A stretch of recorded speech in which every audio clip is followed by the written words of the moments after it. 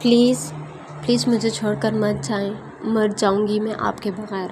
خدا کے لیے ایسا ظلم مت کریں مجھ پر، نہیں رہ پاؤں گی میں آپ کے بغیر۔ معاف کر دیں میری اس غلطی کو، آئندہ کبھی ایسا کچھ نہیں کروں گی۔ وہ رو رہی تھی، گڑ گڑا رہی تھی، مگر وہ سنگ دل اور کٹھور شخص اس کی ایک بھی فریاد سننے کو تیار نہیں تھا۔ وہ اسے جتنا روکنے کی کوشش کر رہی تھی، وہ اتنا اسے اپنا دامن چھڑواتا دور جانے کی کوشش کر رہا تھا۔ میں نے کہا نا، میں مر جاؤں گی، مت جائیں مجھے چھوڑ کر۔ بہت محبت کرتی ہوں آپ سے، میری محبت کے واسطے رک جائیں۔ وہ اس کے پیروں کے نشان پر ماتھا ٹکتی پھوٹ پھوٹ کر رو رہی تھی، اور وہ اس پر ذرا سا بھی رحم کھائے بغیر بنا اس روتی بلکتی لڑکی کی جانب مڑ کر دیکھے لمحہ بہ لمحہ اس کی آنکھوں سے اوجھل ہوتا چلا گیا تھا۔ نیم تاریک کمرے میں ہر گزرتے لمحے کے ساتھ سسکیاں بڑھتی جا رہی تھیں۔ بیڈ پر لیٹی وہ اپنے گرد لپیٹے کمبل کو سختی سے دونوں مٹھیوں میں دبوچے بند آنکھوں کے ساتھ سر دائیں بائیں مارتی نیند میں کسی خواب کے زیر اثر تھی۔ اس کی آنکھوں سے آنسو بہہ کر تکیے میں جذب ہو چکے تھے۔ کچھ لمحوں بعد اس کے آنسوؤں میں شدت آئی تھی۔ نہیں پلیز مجھے چھوڑ کر مت جائیں پلیز۔ ہر گزرتے لمحے کے ساتھ اس کی آواز بلند ہوتی جا رہی تھی۔ شاید وہ اپنے خواب میں موجود ہستی کو حقیقت میں اپنے پاس سمجھتی روکنے کی کوشش کر رہی تھی، مگر حقیقت کی طرح خواب میں بھی وہ شخص اسے چھوڑ کر چلا گیا تھا۔ پلیز مت جائیں۔ وہ ہڑبڑا کر اٹھی تھی، اس کا پورا وجود پسینے میں شرابور ہو چکا تھا، گندمی پرکشش چہرہ آنسوؤں سے بھیگا ہوا تھا۔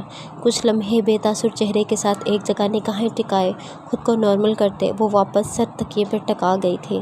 شاید لیمپ آن کرتے اس نے موبائل اٹھا کر لاک اوپن کیا تھا، جب سامنے ہی جگمگاتی اس سحر انگیز شخص کی مقناطیسی شخصیت نے اسے ایک بار پھر اپنے شکنجے میں جکڑ لیا تھا۔ آنسو مزید تیز رفتاری سے اس کی آنکھوں سے بہہ نکلے تھے۔ I hate you so much۔ Wallpaper پر سجی اس دشمن جاں کی تصویر کو دیوانہ وار نظروں سے دیکھتے وہ بڑبڑائی تھی۔ پچھلے 5 سالوں سے یہ اس کا روز کا معمول تھا۔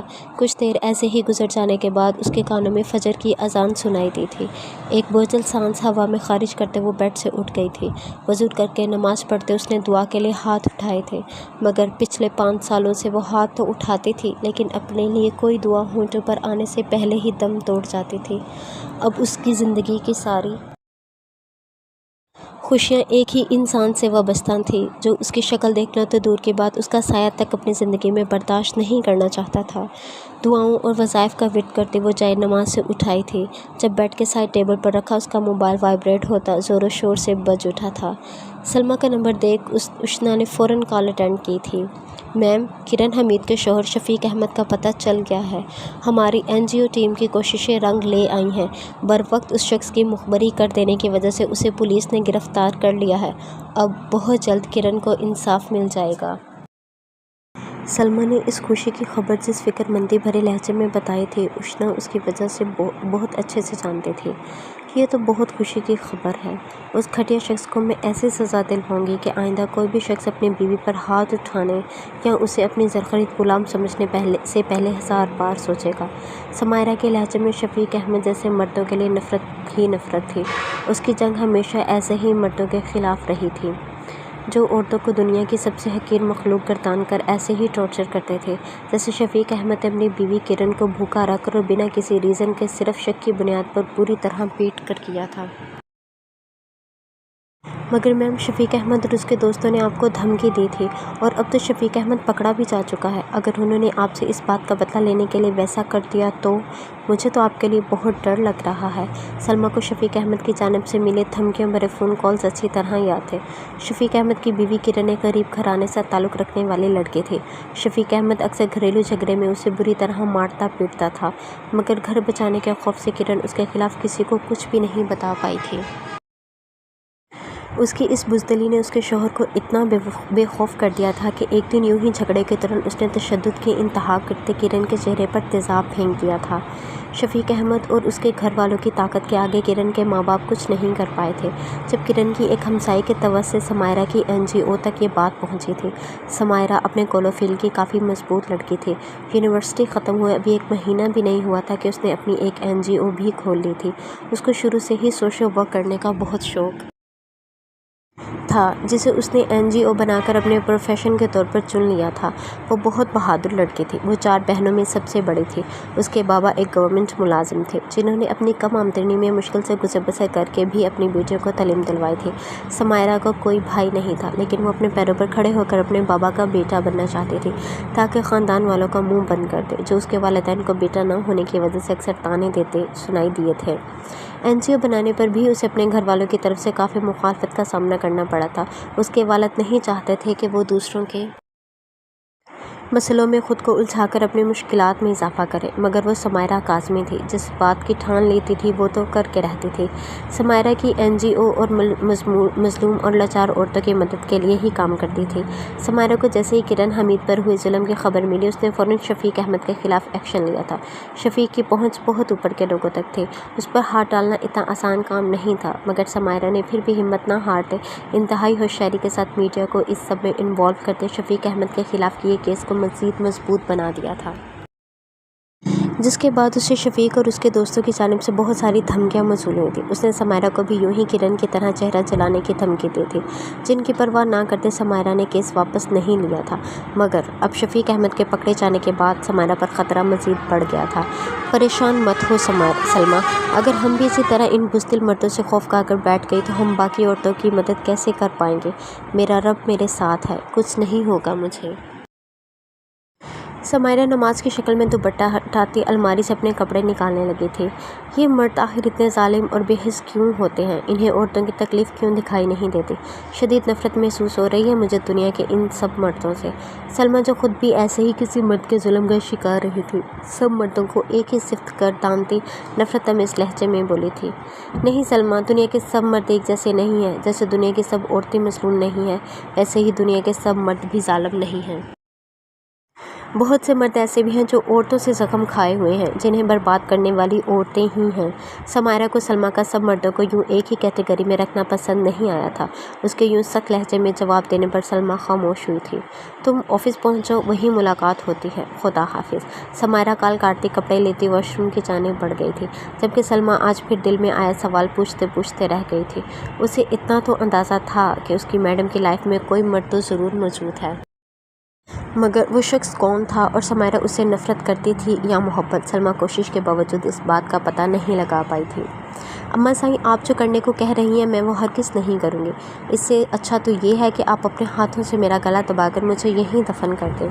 کیا بابا سائیں اور آدا سائیں کے دل میں ذرا رحم بھی نہیں آ رہا میرے نکاح میرے باپ کی عمر کے آدمی سے کرتے ہوئے؟ میں حویلی اور علاقے کی باقی لڑکیوں کی طرح یہ ظلم برداشت نہیں کروں گی۔ ماوش ہچکیوں میں روتے اپنی ماں کے قدموں میں جا گری تھی، جن کا اپنا دل خون کے آنسو رو رہا تھا۔ اپنی ایک بیٹی کو پہلے وہ ایسے ہی ظالموں کے حوالے کر چکی تھی، اب دوسری کی باری تھی، مگر اب تک اتنی بہادر نہیں بن پائی تھی کہ اپنے شوہر اور اپنے بیٹے کے مقابل جا کر اپنی بیٹیوں کے حق کے لیے لڑ سکیں۔ کمرے میں ارد گرد کھڑی حویلی کی باقی خواتین بھی ماوش کی حالت دیکھ اس کا درد اپنے دل میں محسوس کر رہی تھیں، کیونکہ وہ سب بھی انہی دکھوں اور ظلموں کی ماری ہوئی تھی۔ یہ حویلی سندھ کے ضلع سکھر کے گوٹھ شیرپور میں واقع وڈیرے امان اللہ چانڈیوں کی ملکیت میں آتی تھی، جس کا مردان خانہ اگر ہر وقت روشنیوں اور کہکہوں سے اجاگر رہتا تھا تو زنان خانے میں ان کہکہوں کے پتلے ماتم چھایا رہتا تھا۔ ملک کے اتنی ترقی کر جانے کے بعد بھی حکومت سندھ سے ان وڈیروں کا جاگیرداری نظام اور ظلم و ستم ختم نہیں کر پائی تھی، جنہوں نے اپنے مزاروں کے ساتھ ساتھ اپنے گھر کی خواتین کی زندگیاں بھی اجیرن کر رکھی تھیں۔ دولت جائیداد غیروں میں نہ چلا جائے، اس لیے وہ اپنی بہن بیٹیوں کو پوری زندگی اپنی حویلی کی اونچی اونچی 4 دیواریوں میں قید کر کے رکھ دیتے تھے، اور اگر کوئی اپنے حق کی خاطر بغاوت کرنے کی کوشش کرتی تو اس کے ساتھ جانوروں سے بھی بدتر سلوک کیا جاتا تھا۔ حویلی کے لڑکوں کو تو ان کی مرضی اور خواہش کے مطابق بیرون ملک سے اعلیٰ تعلیم دلوائی جاتی تھی، مگر لڑکیوں کے لیے تو تعلیم حاصل کرنا گناہ کبیرہ سمجھا جاتا تھا۔ ان کی پوری زندگی حویلی کی 4 دیواریوں میں ہی کٹتی تھی، حویلی سے ایک قدم بھی باہر نکالنے کی اجازت نہیں تھی انہیں۔ سندھ حکومت بھی ان وڈیروں کی دہشت سے خوف کھاتی تھی، یہی وجہ تھی کہ اتنے سال گزر جانے کے بعد کوئی بھی حکومت سندھ سے یہ وڈیرانہ نظام ختم نہیں کر پائی تھی۔ تو خود کو مار دے گی تو کیا ہوگا؟ تیری جگہ اس 9 سال کی خاجستہ کو لینی پڑے گی۔ تجھے لگتا ہے کہ تیرے بابا سائیں اور آدا سائیں اپنے فیصلے سے پیچھے ہٹ کر اپنی پگڑی پر داغ لگنے دیں گے؟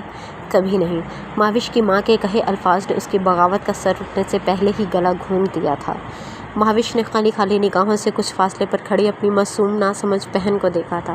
वो जानती थी कि उसके बाप भाई बिना रहम खाए उसकी जगह इस 9 साल की मासूम बच्ची को भी पेश करने से दुरेक नहीं करेंगे।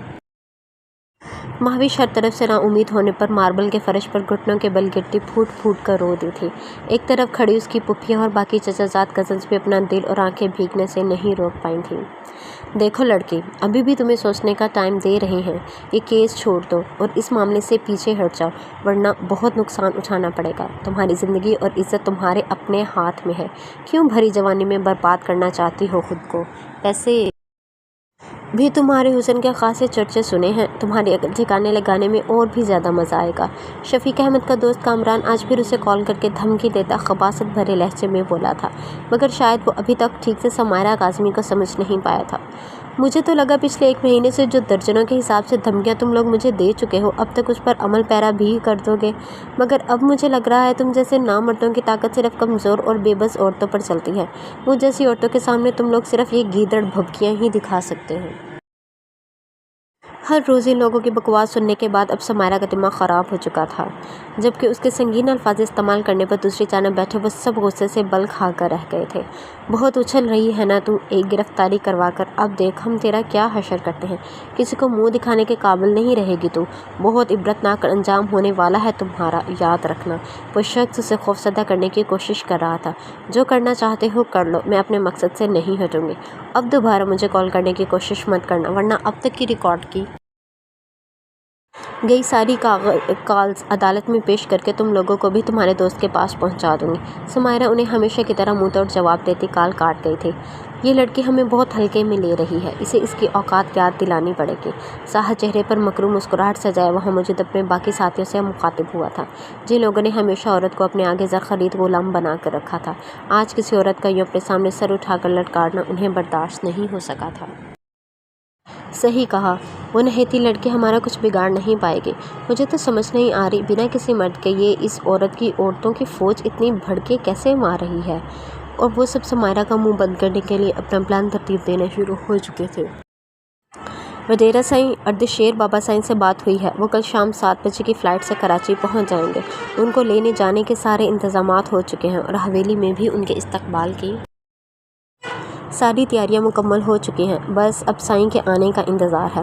मुलाजिम सर झुकाए हाथ पीछे बांधे नहायत एहतराम से बोलता सामने बैठे वडेरा अल्लाह बख्श मगसी के अगले हुक्म का मुंतज़िर था, जिनका शुमार सिंध के वडेरों में सबसे पहले नंबर पर होता था, जो इतनी ताकत रखते थे कि उनके इशारे पर सिंध की सियासत चलती थी। अपनी इसी ताकत के नशे के जाम में वो अपने घर के ख़वातीन समेत कई लोगों के हकूक़ सलब करके उसे शरीयत का नाम देते खुद को हक बजानिब समझते थे। मगर इस सब में उन्हें पूछने वाला कोई नहीं था। किसी में इतनी जुर्रत नहीं थी कि वो उनके आगे आवाज़ उठाकर कुछ कर सके। और अब तो अनकरीब अपने बड़े पोते और अर्धशेर नवाज़ मगसी की सूरत उनकी ताकत में मज़ीद इजाफा होने वाला था। पूरे 5 साल बाद अर्धशेर लंदन से तालीम मुकम्मल करके लौट रहा था। अल्लाह बख्श मगसी के बड़े पोते नवाज़ मगसी की जवानी में ही डेथ हो गई थी, जिसके बाद नवाज़ मगसी के इकलौते बेटे अर्धशेर को उन्होंने अपने सीने से लगाकर बड़ा किया था। अर्धशेर की छोटी से छोटी बात मानना, उसकी फरमाइश करने से पहले ही पूरी कर देना, ये सब वडेरा अल्लाह बख्श की ज़िंदगी का एक बहुत अहम मकसद था।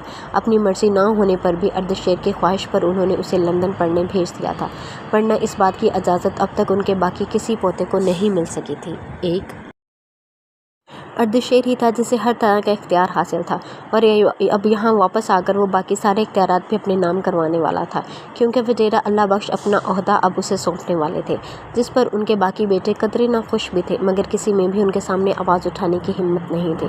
अर्धशेर ने कल पहुँचना था, जिसके लिए हवेली को दुल्हनों की तरह सजाया जा रहा था, मगर ये सारी ख्वाहिशात सिर्फ मर्दान खाने में ही थी। इस इत्तला के बावजूद जनान खाने में खुशी की ज़रा सी रमक भी नहीं उभरी थी, क्योंकि उन्हें कहीं ना कहीं इस बात का खौफ था कि अर्धशेर के आने के बाद शायद उन पर ज़िंदगी मज़ीद तंग हो जानी थी।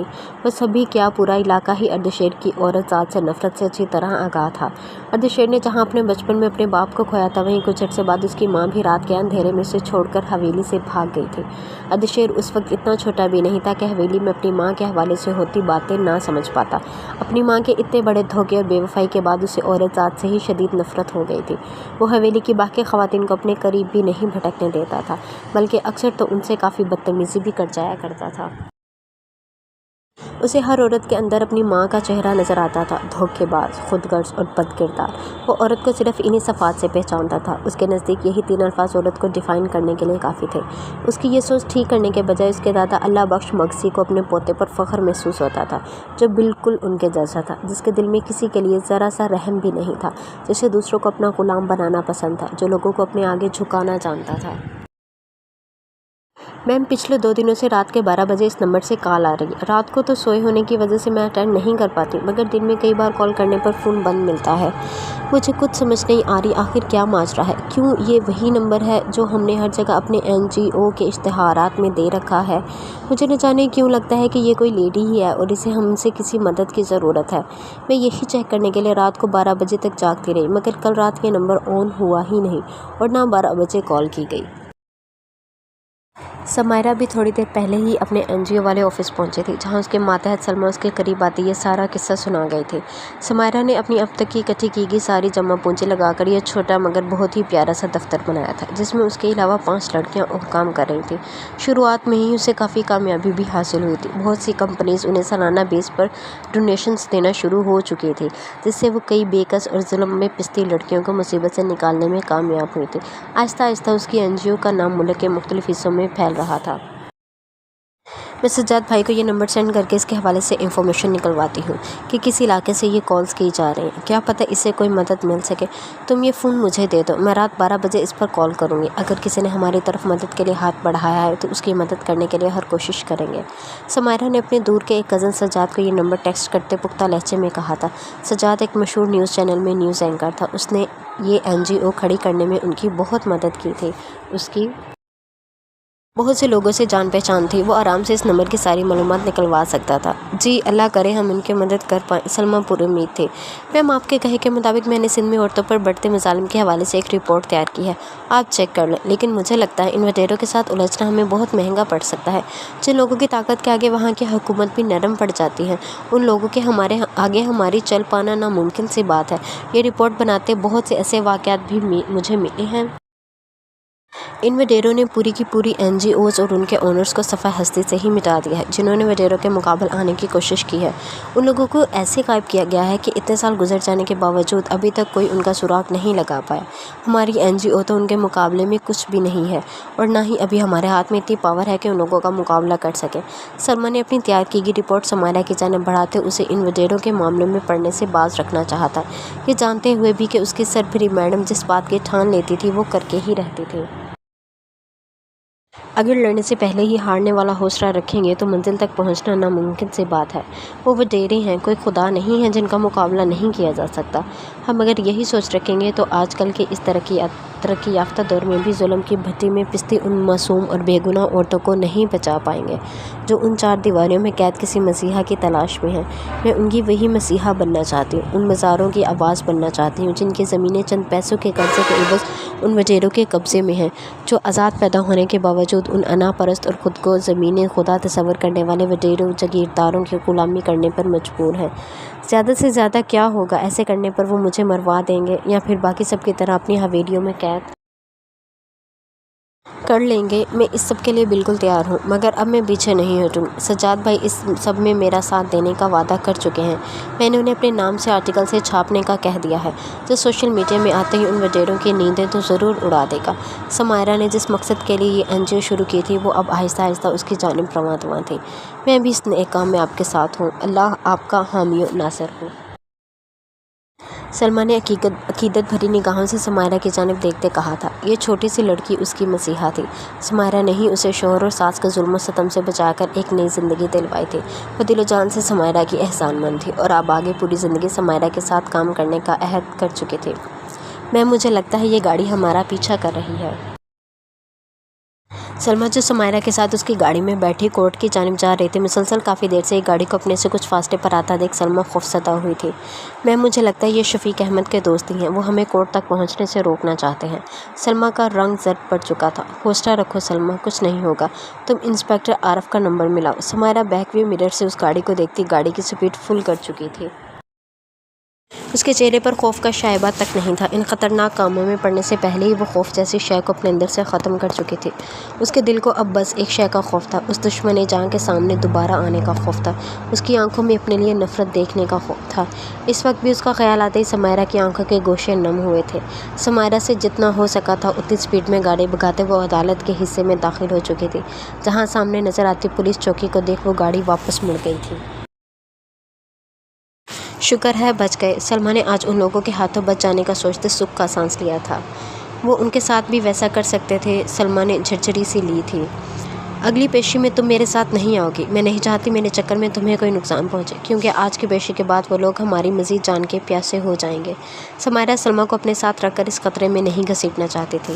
مگر میم، سلمیٰ ایسے معاملات میں خوف زدہ ہو جاتی تھی، مگر وہ سمائرہ کو کسی بھی مقام پر اکیلا نہیں چھوڑنا چاہتی تھی۔ اگر مگر کچھ نہیں سلمیٰ، اگر مجھے کچھ ہو گیا تو ہماری NGO کو لیڈ کرنے کے لیے کوئی تو ہونا چاہیے نا۔ سمائرہ دھیرے سے مسکراتی اندر کی جانب بڑھ گئی تھی، جبکہ اس کے چہرے پر پھیلی تلخ مسکراہٹ دیکھ سلمیٰ کے دل کو کچھ ہوا تھا۔ اس نے بے اختیار اس لڑکی کے دل کی ہر خواہش پوری ہونے کی دعا کی تھی۔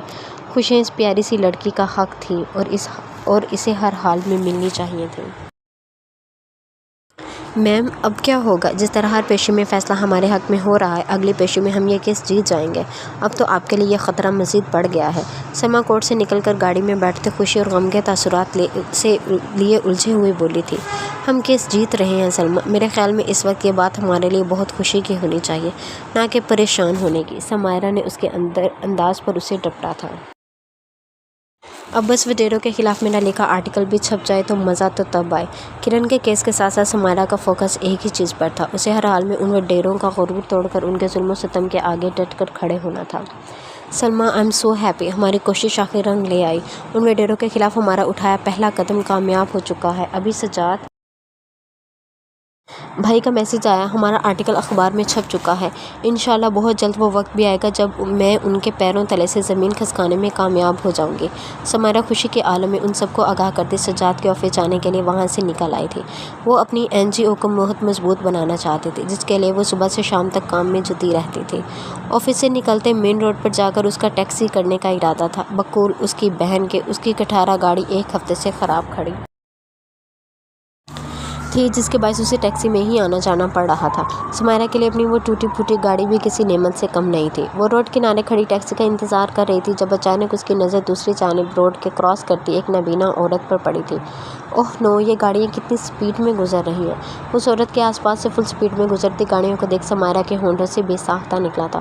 وہ بنا اپنے ادھر ادھر کا خیال کیے اس عورت کو بچانے کی نیت سے بھاگی تھی، مگر بے دھیانی اور ہڑبڑاہٹ میں وہ اپنے قریب آتی گاڑیوں کو نہیں دیکھ پائی تھی جب ایک سیاہ شیشوں والی پراڈو سے زوردار تصادم کے نتیجے میں وہ بری طرح گھسیٹتی پکی سڑک پر آن گری تھی۔ اس کے ہونٹوں سے دل خراش چیخ نکلی تھی اور اگلے ہی لمحے وہ ہوش و خود سے بیگانہ ہوتی بے سدھ ہو چکی تھی۔ جب کچھ لمحوں بعد اس گاڑی کا دروازہ کھلتے ہی بھاری قدموں کی چاپ سنائی دی تھی، مگر سمائرہ تب تک آنکھیں موند چکی تھی۔ اردشیر نواز مکسی 5 گاڑیوں کے قافلے میں پوری سیکیورٹی کے ساتھ ایئرپورٹ سے سکھر کی جانب بڑھ رہا تھا، جب راستے میں اچانک کسی لڑکی کے سامنے آ جانے کی وجہ سے اسے رکنا پڑا تھا۔ کون پاگل ہے یہ، جسے روڈ کراس کرنے کا بھی نہیں پتہ؟ اردشیر، جو جلد از جلد اپنے دادا جان کے پاس حویلی پہنچ جانا چاہتا تھا، اچانک پیدا ہو جانے والی اس رکاوٹ کی وجہ سے اس کا موڈ خراب ہوا تھا۔ بابا سائیں، تسی باہر نہ نکلو، میں چیک کرتا ہیں کیا ماجرا ہے۔ دشمنوں کی سازش بھی ہو سکتی ہے۔ وڈیرا اللہ بخش کے بھیجے خاص آدمی نے اردشیر کو گاڑی سے نہ نکلنے کا مشورہ دیا تھا۔ ابھی کوئی ایسا دشمن پیدا ہی نہیں ہوا جو اردشیر نواز مکسی کو نقصان پہنچا سکے۔ اردشیر نے سخت لہجے میں ملازم کو اس کی حد میں رہنے کا کہتے باہر کی جانب پیش قدمی کرتے تھے، جہاں سامنے خون میں لت پت گری لڑکی کے گرد لوگوں کی بھیڑ جمع ہو چکی تھی، مگر کوئی اس کی مدد کرنے کے لیے آگے نہیں بڑھا تھا۔ اردشیر نے ایک زہر خند نگاہ سب پر ڈالی تھی۔ اس کے اشارے کو سمجھتے اس کے گارڈز نے آگے بڑھتے ان تمام لوگوں کو پیچھے ہٹا دیا تھا۔ سائیں، ہم اس لڑکی کو ہاسپٹل پہنچا دیں گے۔ اس کے آدمیوں کو اس کی سیکیورٹی کا بہت خیال تھا، اس لیے ان میں سے ایک منمناتے ہوئے بولا تھا، مگر اردشیر کے غصے کے آگے مزید زبان نہیں کھول پایا تھا۔ عورت ذات سے شدید نفرت کرنے والا نہ جانے کس احساس کے زیر اثر سامنے روڈ پر بے یار و مددگار پڑی لڑکی کی جانب بڑھا تھا، جس کے اوڑھے گئے پنک آنچل نے اسے ارد گرد کھڑے لوگوں کے سامنے بے پردہ نہیں ہونے دیا تھا۔ اردشیر گھٹنوں کے بل اس کے قریب جھکتا، اس کی نازک کلائی اپنی گرفت میں لیتا، اس کے زندہ ہونے کی تصدیق کرنے لگا تھا۔ اس کی سانسیں دھیرے دھیرے چل رہی تھیں، پیشانی سے پھل پھل خون نکلتا، اس کا من موہنا چہرہ خون آلود کر رہا تھا، مگر دوپٹہ چہرے پر گرا ہونے کی وجہ سے اردشیر صرف اس کی گھنیری پلکوں سے سجی آنکھیں ہی دیکھ پایا تھا، جو دیکھتے اسے شدید جھٹکا لگا تھا۔ کسی کی یاد بہت شدت سے آئی تھی، اس کا دل بے چین سا ہوا تھا۔ تڑپتے بھڑکتے دل کے ہاتھوں مجبور ہو کر وہ اس لڑکی کا چہرہ دیکھنے ہی والا تھا جب اگلے ہی لمحے جلدی سے پیچھے ہٹ گیا تھا۔ اس میں ہمت نہیں تھی اس لڑکی کا چہرہ دیکھنے کی۔ یہ زندہ ہے، اسے ہاسپٹل لے کر جانا ہوگا۔ اردشیر نے پلٹ کر اپنے گارڈز کی جانب دیکھا تھا تو اس کے حکم کی تعمیل کرتے فوراً آگے بڑھے تھے، مگر ان کے قریب آنے سے پہلے ہی اردشیر سمائرہ کو گود میں اٹھاتے گاڑی کی جانب بڑھ گیا تھا۔ اگر یہ وہی لڑکی تھی جو اس کا دل کہہ رہا تھا تو وہ اس پر کسی کا سایہ بھی نہیں پڑنے دینا چاہتا تھا، بلکہ اگر وہ نہیں بھی تھی تو اس سے ملتی جلتی لڑکی بھی اردشیر مکسی کے لیے اتنے تعظیم کا باعث تھی ہی صحیح۔ سائیں، گلریز نے کچھ کہنا چاہا تھا، مگر اردشیر کے تنے نکوش دیکھ وہ الفاظ ہونٹوں میں ہی دبا گیا تھا۔ گاڑی جلدی چلاؤ۔ اردشیر کے حکم پر ڈرائیور نے فل سپیڈ میں گاڑی بھگانا شروع کر دیا تھا۔ اس نے سمائرہ کو پچھلی سیٹ پر لٹایا تھا۔ گاڑی فل سپیڈ میں ہونے کی وجہ سے سمائرہ کے چہرے سے دوپٹے کا پلو سڑک چکا تھا جب اسی لمحے اردشیر نے پلٹ کر پیچھے کی جانب دیکھا تھا اور پھر جیسے نگاہیں ہٹانا بھول چکا تھا۔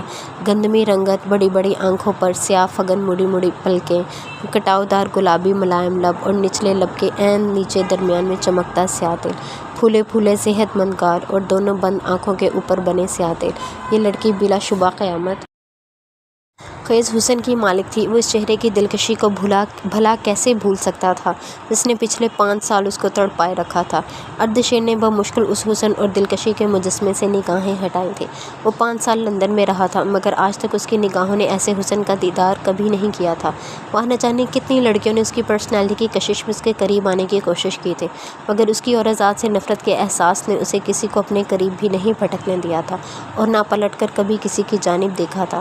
عورت ذات سے نفرت کے ساتھ اس کی بڑی وجہ پیچھے موجود ہستی تھی جو اردشیر کا عورتوں سے رہا سہا اعتبار بھی چھیننے کا باعث بنی تھی۔ وہ اس لڑکی سے بے پناہ محبت ہونے کے باوجود اسے زندگی میں کبھی بھی معاف کرنے کا ارادہ اور حوصلہ نہیں رکھتا تھا۔ آج اتنے عرصے بعد وہ اس لڑکی کو دیکھ رہا تھا۔ اگر اس پر ہوتا تو وہ اپنے ساتھ کیے جانے والے دھوکے پر اس لڑکی کو اس کے انجام تک پہنچا سکتا تھا، مگر وہ ایسا کر پانے میں بھی بے بس تھا۔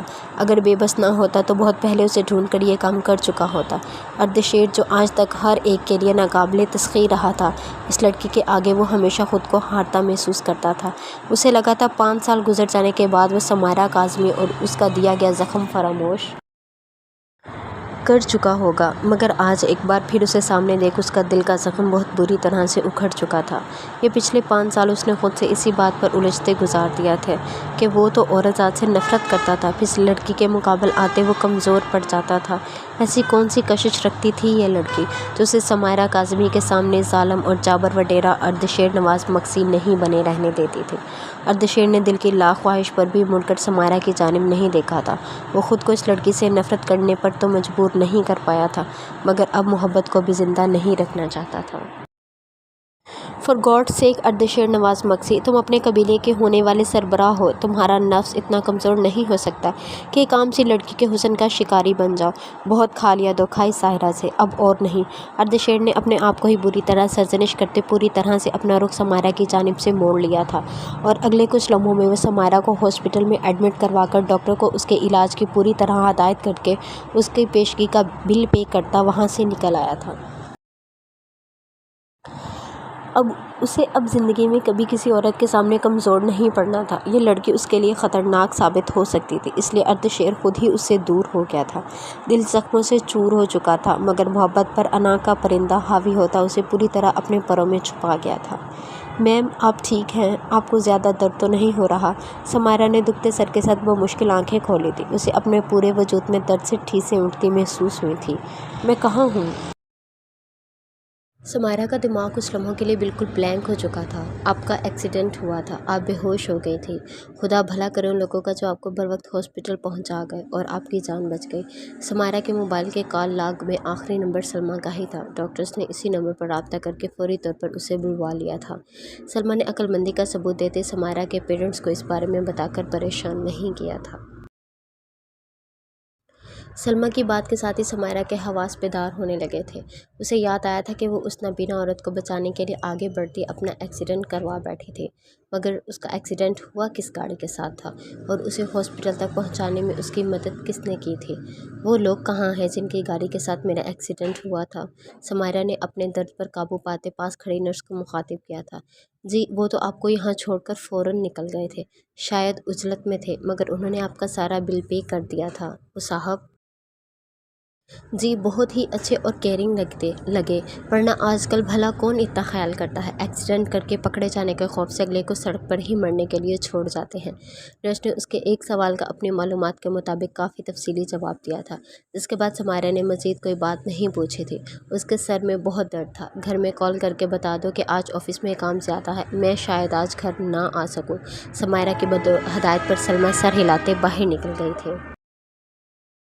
سنیں، کیا آپ مجھے پتہ کر کے بتا سکتے ہیں کہ جس کی گاڑی سے میری ٹکر ہوئی تھی اور جو مجھے یہاں تک لائے وہ کون تھے، ان کا نام کیا تھا؟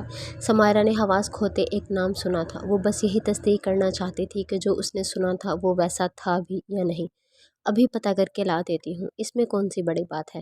نرس اسباب پہ سر ہلاتی وہاں سے نکل گئی تھی۔ میڈم جی میں نے بہت کوشش کی مگر وہ لوگ بتا ہی نہیں رہے کہ آپ کو یہاں لانے والے افراد کون تھے۔ کچھ دیر بعد نرس مایوس سی لوٹ آئی تھی۔ میں نے بھی پوچھنے کی بہت کوشش کی مگر یہ ڈاکٹرز کچھ بھی بتانے کو تیار ہی نہیں ہے۔ نہ جانے ایسا کون شخص ہے جس کا نام پوشیدہ رکھنے کی کوشش کی جا رہی ہے۔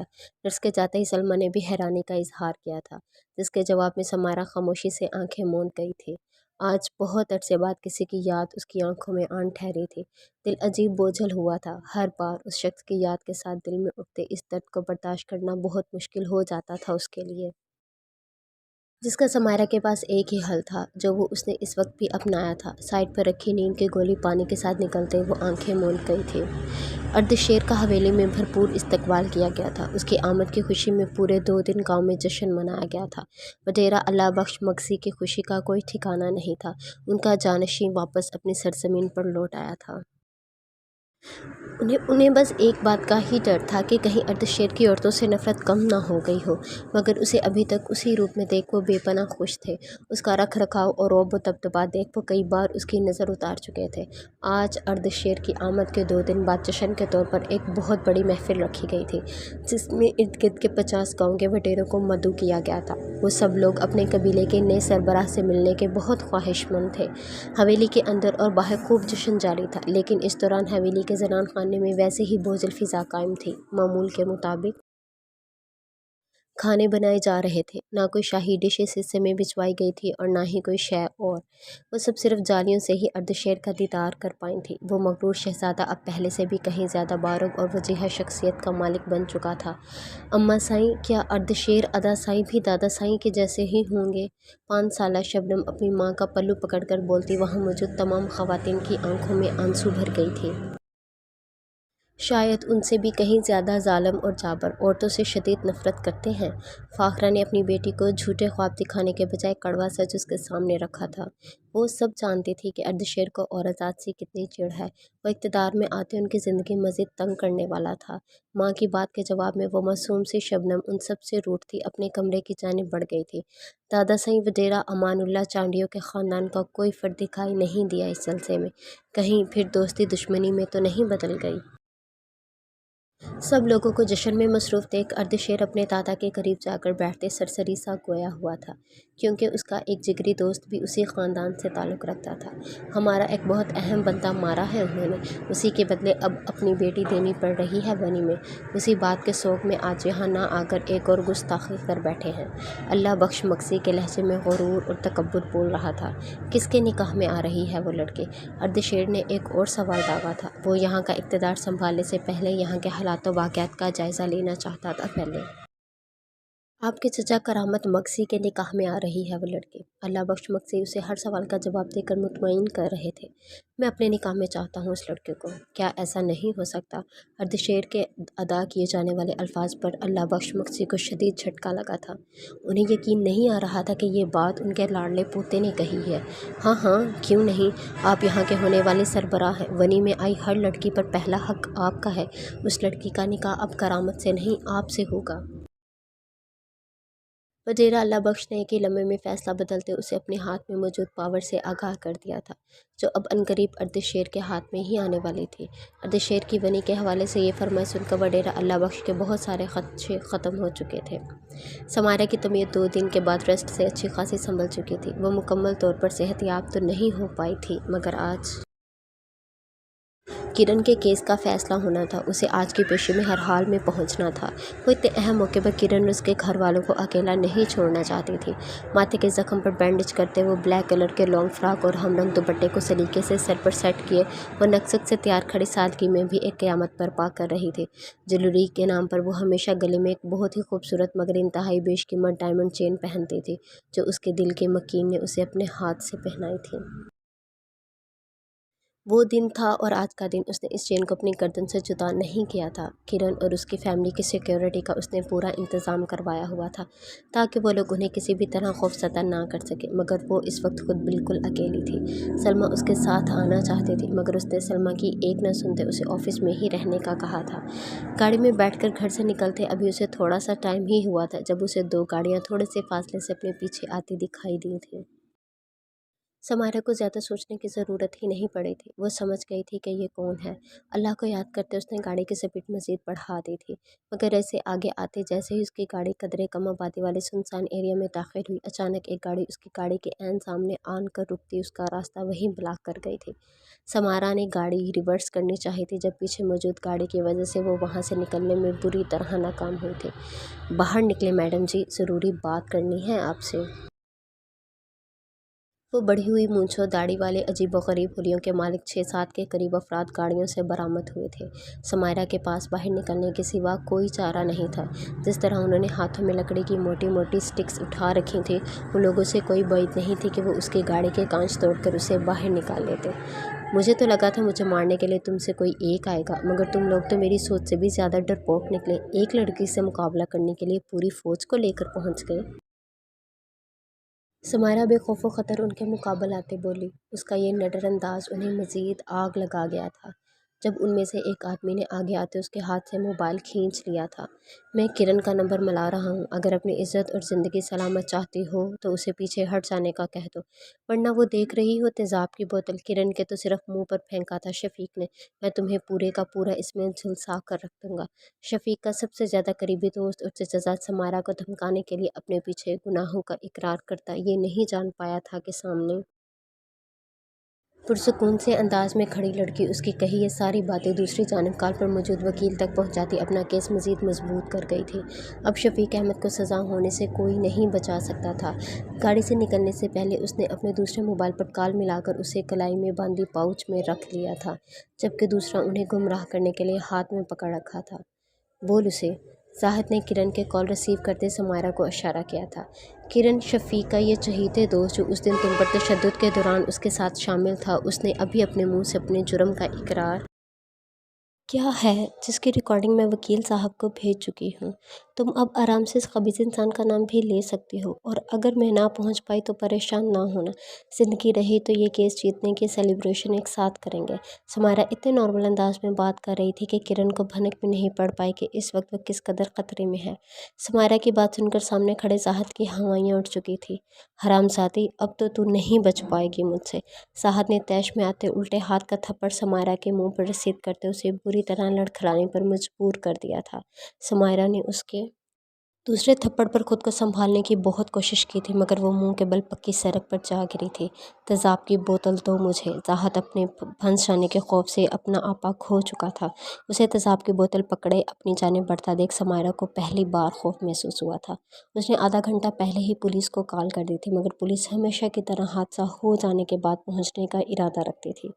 वो मरने से पहले एक बार उस संगदिल का चेहरा देखना चाहती थी, मगर इस वक्त उसे मौत का फरिश्ता अपने आसपास महसूस हुआ था।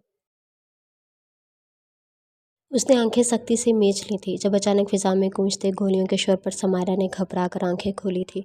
जब खुद से कुछ फासले पर उसे जाहद खून में लथपथ ज़मीन पर गिरा देख उसने नज़रें दाएं बाएं घुमाई थी, और फिर जैसे पलक झपकना भूल चुकी थी। अभी थोड़ी देर पहले ही तो उसने इस शख्स को आखिरी बार देखने की ख्वाहिश की थी, और अब वो उसके सामने था, हाथ में पिस्टल उठाए जाहद और उसके आदमियों पर फायरिंग करते। समायरा को वो कोई जुनूनी इंसान लगा था। अर्धशेर समायरा के लब होले से फड़फड़ाए थे। समायरा अपनी जख्मी हथेलियों की मदद से उठती जल्दी से अर्धशेर की जानिब भागी थी, जो उन सबको गोलियों से छलनी कर रहा था। अर्धशेर, प्लीज़ रुक जाएं, ये क्या कर रहे हैं आप? समायरा ने उसके पास आते उसके हाथ से गन छीननी चाही थी।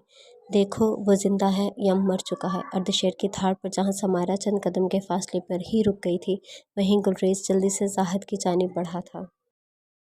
जी साईं, वो मर गया है। गुलरेज उसी तरह सर झुकाए उसे जवाब देता बाकी गार्ड्स के साथ पीछे जा खड़ा हुआ था। अर्धशेर, वो बिना उस पर एक भी निगाह गलत डालता वहां से पलटा था। जब समायरा उसके मुकाबला आती उसका रास्ता रोक गई थी। मैं जानती थी आप मुझसे कभी नफरत नहीं कर पाएंगे। मुझे तकलीफ में देख सबसे पहले आप ही पहुंचेंगे। समायरा उस वजाहत के शाहकार को दीवानावार निगाहों से देखती नम लहजे में बोली थी। आज इतने टाइम बाद उसे अपने सामने देख समायरा का तड़पता दिल जैसे सुकून में आ गया था, मगर समायरा के बाकी अल्फाज उसके मुंह में ही रह गए थे जब अर्धशेर ने उसकी कमर के गिर्द बाजू हमाल करते उसे अपने बेहद करीब खींच लिया था। नफरत से भी बदतर अगर कोई जज्बा है तो वो महसूस करता हूँ मैं तुम्हारे लिए अपने दिल में। मैं यहाँ से गुजर रहा था तो ये तमाशा देख कर यहाँ आया हूँ। मुझे नहीं मालूम था कि तुम हो यहाँ, वरना कभी ना आता। अर्धशेर के लहजे में उसके लिए नफरत ही नफरत थी, जिसे महसूस करते समायरा के मुंह से तकलीफ के मारे सिसकी निकली थी। तो मतलब उसने अपना कहा पूरा कर दिया था। वो उससे नफरत करने में कामयाब हो चुका था। समायरा की आंखों से आंसू लड़ियों की सूरत बह निकले थे। अर्धशेर के हाथ की उंगलियों से अपनी कमर में पेवस्त होती महसूस हुई थी, मगर ये दर्द उस दर्द के आगे कुछ नहीं था जो इस वक्त समायरा अपने दिल में महसूस कर रही थी। नहीं, झूठ बोल रहे हैं आप। मैंने उसके सीने से शर्ट को मुट्ठियों में भींचे नफ़ी में सर हिलाती आखिर उसकी तवज्जो अपनी जानिब कर ही गई थी। अर्धशेर जो मुसलसल उसकी जानिब देखने से करेजा था, उसके गुलाबी कतास गालों पर बने उंगलियों के निशान देख वो मज़ीद तैश में आया था। उसे लगा था कि उस शख्स को इतनी आसान मौत मारकर उसने बहुत गलत किया है। समारा का दुपट्टा वहीं कहीं गिर चुका था। इस वक्त वो बिना दुपट्टे के स्याह फराक में मलबूस नाजुक कपकपाते वजूद के साथ उसकी बाहों में कैद उसके ज़ब्त को बुरी तरह आजमा गई थी। लेकिन अर्धशेर इस लड़के की ख़ता माफ़ करने को किसी कीमत पर तैयार नहीं था। वो बिना कुछ बोले अपने गिर लिपटी क्रीम कलर के शॉल से समारा के नाजुक वजूद को थामता गाड़ी की जानिब बढ़ा था। गुलरेज ने आगे आना चाहा था, मगर अर्धशेर ने हाथ उठाकर उसे वहीं रोक दिया था और आगे बढ़कर समारा के लिए गाड़ी का दरवाज़ा खोला था। समारा ने खामोश निगाहों से अर्धशेर की जानिब देखा था। उसकी भीगी आंखों में मुस्कुराहट आन ठहरी थी। वो लाख उसके सामने अपनी नफरत का इजहार कर लेता, मगर वो जानती थी कि अर्धशेर उससे कभी नफरत कर ही नहीं सकता था। खामोशी के साथ उसके बराबर आन बैठते अर्धशेर ने ड्राइविंग शुरू कर दी थी। अर्धशेर ने उसकी जानिब दोबारा एक नज़र भी नहीं डाली थी, मगर समायरा पूरा रास्ता उसके मगरूर नकोश से सजे वजीहा चेहरे की जानिब देखती रही थी। वो तो पहले ही उसकी दीवानी थी और अब 5 सालों की दूरी ने उसकी आंखों की प्यास मज़ीद बढ़ा दी थी। अर्धशेर फुल स्पीड में गाड़ी दौड़ाता उसके घर के सामने एक झटके से रोक गया था। समायरा, जिसका पूरा ध्यान अर्धशेर पर था, इस झटके पर उसका सर बुरी तरह से डैशबोर्ड के से टकराने वाला था जब अर्धशेर ने जल्दी से अपना हाथ आगे करते उसका सर जख्मी होने से बचा लिया था। बज़ाहिर नज़रअंदाज करते उस शख्स का सारा ध्यान समायरा की जानिब ही था। समायरा का दिल ज़ोर से धड़क उठा था। इस शख्स के करीब होते कभी भी उसकी धड़कनें नॉर्मल नहीं हो पाती थी। इस बात से अर्धशेर खुद भी बाखबर था। मुझे आपसे बात करनी है। समायरा ने उसके सख्ती से भींचे होंठ और कनपट्टी की उभरी रगों की जानिब देखा था। वो समझ गई थी कि वो इस वक्त किस कदर गुस्से में है और कितनी मुश्किल से उसकी मौजूदगी को बर्दाश्त किए हुए है। आउट! अर्धशेर ने सामने रोड पर निगाहें गाड़े उसे वहां से जाने को कहा था। मुझे अंदर ही अंदर उसके गुस्से से खौफ खाते उसने फिर भी अपनी बात कहनी चाही थी। Get lost! अर्धशेर की धाड़ उसके अल्फाज मुंह में ही रोक गई थी। वो आंखों में आंसू भरे गाड़ी से उतर आई थी। उसके उतरने की देर थी। अर्धशेर गाड़ी हवाओं की नज़र करता वहां से निकल गया था। समायरा उसकी शाल को अपने गिर्द मजबूती से लपेटे घर के गेट में दाखिल हुई थी, जहां सामने ही टेरेस पर उसे अपने बाबा खड़े नजर आए थे। उनके तासुरात बता रहे थे कि वो अर्धशेर की गाड़ी को देख चुके हैं। कुछ लम्हे खामोश नज़रों से उसे देखते रहने के बाद वो वहां से हट गए थे। साईं, वडेरा साईं की कई बार कॉल्स आ चुकी हैं। वो आपको वापस बुला रहे हैं। कल सुबह वनी की रस्म की जानी है, जिसमें आपका होना अशद ज़रूरी है। गुलरेज ने सिगरेट से भरी एशट्रे पर एक नज़र डालते अर्धशेर को मुखातिब किया था, जो पिछले कुछ घंटों से मुसलसल सिगरेट पी रहा था। गुलरेज से धुएं से भरे इस कमरे में खड़े होना मुश्किल हुआ था। उन्हें बोल दो, सुबह तक पहुँच जाएंगे वहाँ। अब इसकी बात मुझे डिस्टर्ब मत करना। अर्धशेर की गंभीर भारी आवाज़ कमरे में गूंजी थी। जिस पर गुलरेज इस बात में सर हिलाता वहाँ से निकल गया था। कमरे में एक बार फिर तारीकी फैल गई थी। उसने हाथ बढ़ाकर साइड टेबल पर रखा बटन ऑन किया था, जिसके साथ ही सामने दीवार पर लगी समायरा की तस्वीर रोशन हुई थी। उसकी उंगली की हरकत साथ ही कभी समायरा की तस्वीर रोशन होती थी तो कभी फिर अंधेरा छा जाता था। अर्धशेर की आंखें बिल्कुल लाल हो चुकी थी। उसके अंदर का इज़्तिराब लम्हा ब लम्हा बढ़ता जा रहा था। ये लड़की उसकी ज़िंदगी थी और वो अपनी इसी ज़िंदगी से बहुत बड़ा धोखा खा चुका था, जिसकी इज़्ज़त कम होने के बजाय हर लम्हे के साथ बढ़ती ही जा रही थी। 5 साल से इस मुल्क, अपने ख़ानदान और अपने दादा से दूर रहा था तो सिर्फ इस अज़ियत से छुटकारा हासिल करने के लिए, मगर इश्क का ये रोग उसकी ज़िंदगी का नासूर बनता जा रहा था। किरण के केस का फैसला उनके हक़ में हुआ था। शफीक जैसे दरिंदे को सज़ा मिल गई थी। साहत और उनके बाकी साथी जो कि किरण पर हुए जुल्म में बराबर के शरीक थे, उन्हें अर्धशेर ने अपने हाथों से इबरत का निशाना बना दिया था, जिसके बाद समायरा पूरी तरह मुतमईन हो गई थी। न जाने कितनी मासूम लड़कियों की इज़्ज़त लूटकर उनको तेज़ाब से झुलसाकर मौत के घाट उतारने वाले वो सब दरिंदे अपने अंजाम को पहुंच चुके थे। वो इतना तो जानती ही थी कि अर्धशेर की पहुंच बहुत ऊपर तक थी। साहत और उसके साथियों के हवाले से न्यूज़ पर आपसी झगड़े में मारे जाने का बताया गया था, जिसके साथ ही मामला वहीं दबा दिया गया था। मगर समायरा उस हादसे के बाद होने वाले अर्धशेर से टकराव से अभी तक नहीं निकल पाई थी। उसका दिल हमक हमक कर अर्धशेर के कुशादा मजबूत सीने में समाने को चाह रहा था, जहां उसके हर मर्ज़ की दवा मौजूद थी। मगर जो कुछ वो कर चुकी थी उसके बाद अर्धशेर उसे देखने का भी रवादार नहीं था। किरण का केस हल होते ही उसका सारा फोकस सिंध के वडेरों के ख़िलाफ़ शुरू की जाने वाली अपनी मुहिम की जानिब हो चुका था, जो उसके अब तक के तमाम केस में सबसे मुश्किल होने वाला था। वो पिछली 2 रातों की तरह आज भी मोबाइल हाथ में लिए 12 बजे तक जागती रही थी। उसने सज्जाद भाई से पता लगवा लिया था। ये नंबर सक्खर के गाँव का ही था, जिसके बाद से उसका इंतज़ार मज़ीद बढ़ गया था। वो अब हर हाल में उस नंबर पर राब्ता करना चाहती थी। 12 होते ही वो इस नंबर पर कॉल करना शुरू कर देती थी। 2 दिन की मुसलसल मायूसी के बाद भी उसने हिम्मत नहीं हारी थी। उसने अपने 2 जासूस सक्खर के मुख्तलिफ गाँव में भेजे थे, जिसके मुताबिक वडेरों की उनकी बड़ी बड़ी हवेली में आज भी औरतों को जानवर की तरह कैद करके रखा गया था। ना हुकूमत उनको पूछती थी और ना ही उनके हक़ में किसी सहाफ़ी ने आवाज़ उठाई थी, क्योंकि सब लोगों के दिलों पर उन वडेरों का खौफ छाया हुआ था, जो न जाने कितने लोगों को अब तक गायब कर चुके थे। लेकिन समायरा अब खामोश बैठने वाली बिल्कुल भी नहीं थी। वो जानती थी उन वडेरों के आगे वो बहुत कमज़ोर थी। उनका मुकाबला करना नामुमकिन सी बात थी, मगर वो ऐसा करना चाहती थी। वो बहुत सी मसमूम जानों को बचाने के लिए अपनी जान का रिस्क लेना चाहती थी। उसने अपने पेरेंट्स को भी आगाह कर दिया था इस बारे में, जिस पर उसे हमेशा की तरह शदीद मुखालफत का सामना करना पड़ा था।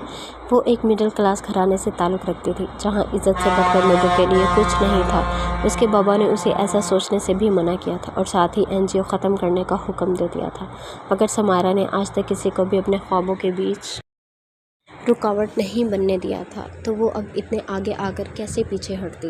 बाबा, आपको फ़ख्र होना चाहिए मुझ पर कि आपकी बेटी इतनी बहादुर है। आपको चाहिए कि मेरा साथ दें, ना कि यूँ पाबंदियाँ लगाएं।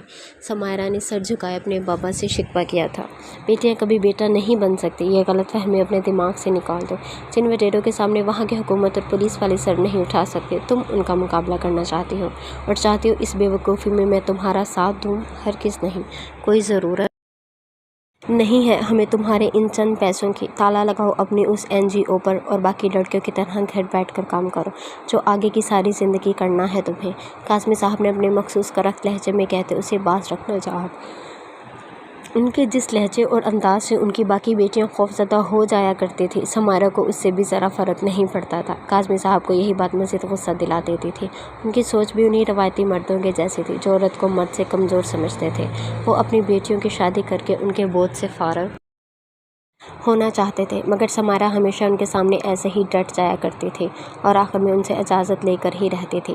मगर आज काज़मी साहब के कड़े तासुरात बता रहे थे कि आज मामला ऐसा नहीं होने वाला था।